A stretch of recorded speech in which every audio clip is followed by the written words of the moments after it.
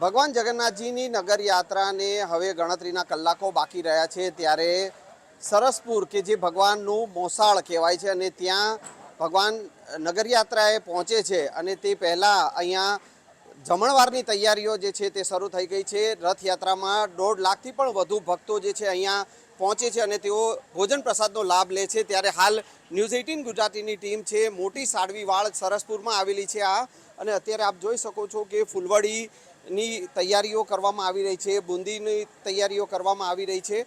1500 kilo જેટલી બુંદી અને 1500 kilo જેટલી ફૂલવડી જે છે તે બનાવવામાં આવે છે। લગભગ 25થી 30 હજાર જેટલા ભક્તો જે છે તેઓ અહીંયા જમણવારનો લાભ લે છે। હું એ દ્રશ્ય પણ આપને બતાવીશ। હાલ આપ જે જોઈ શકો છો કે અહીંયા ફૂલવડી જે છે તે તૈયાર કરીને રાખવામાં આવી રહી છે। જે રીતે અહીંયા જે જમણવાર કરવામાં આવે છે તેમાં બટાકાનું શાક હોય છે, જે 1500 કિલો જેટલા બટાકાનું શાક અહીંયા બનાવવામાં આવે છે। 2500 કિલો લોટની જે છે પૂરી પણ બનાવવામાં આવે છે। એટલે એ તમામ તૈયારીઓ જે છે તે કરવામાં આવી રહી છે। લગભગ 1 મહિનાથી આ તૈયારીઓ અહીંયા સરસપુરમાં કરવામાં આવી રહી છે અને હવે સરસપુરવાસીઓ જે છે, મોસાળવાસીઓ અધીરા બન્યા છે કે ક્યારે હવે ભગવાન જગન્નાથજી નગર યાત્રાએ આવે અને જે તેમની સાથે લાખોની સંખ્યામાં માનવ મહેરામણ જે ઉમટે છે અને તે તમામ લોકો ભોજન પ્રસાદનો લાભ લે છે અને તેને લઈને અહીંયા તમામ તૈયારીઓને આખરી ઓપ આપવામાં આવી રહ્યો છે। આ મોટી સાડીવાળમાં આખા સરસપુરની અંદર મોટું રસોડું મોટી સાડીવાળમાં થાય છે અને આ અહીંયા રસોડું એટલા માટે થાય છે કે અહીંયા એક બુફે તરીકે અમે કામ કરીએ। બુફે ખવડાવી બુફે, એમાં 2000 બટાકા હોય, 2000 કિલો આસો બટાકા હોય છે, પૂરી હોય છે 1500 કિલો એની ઉપર, તેમાં તેલના ડબ્બા 70-80 હોય છે, ઘીના ડબ્બા 40, ચોખ્ખા ઘીની ગુંદી આપીએ છીએ, ફૂલવડી આપીએ, શાક પૂરી તેમજ છાશ પણ આપીએ છીએ। અને અહીંયા વર્ષોથી આ એક ટીમ છે અમારા મોટી સારવારની સરસપુર યુવા મિત્ર ટીમ છે। અમે છેલ્લા 1 મહિનાથી બધી જગ્યાએ દોડી અને ભેગા કરી અને લાવીએ છીએ અને વિનર વોટર આપીએ છીએ, પાણી બોટલ।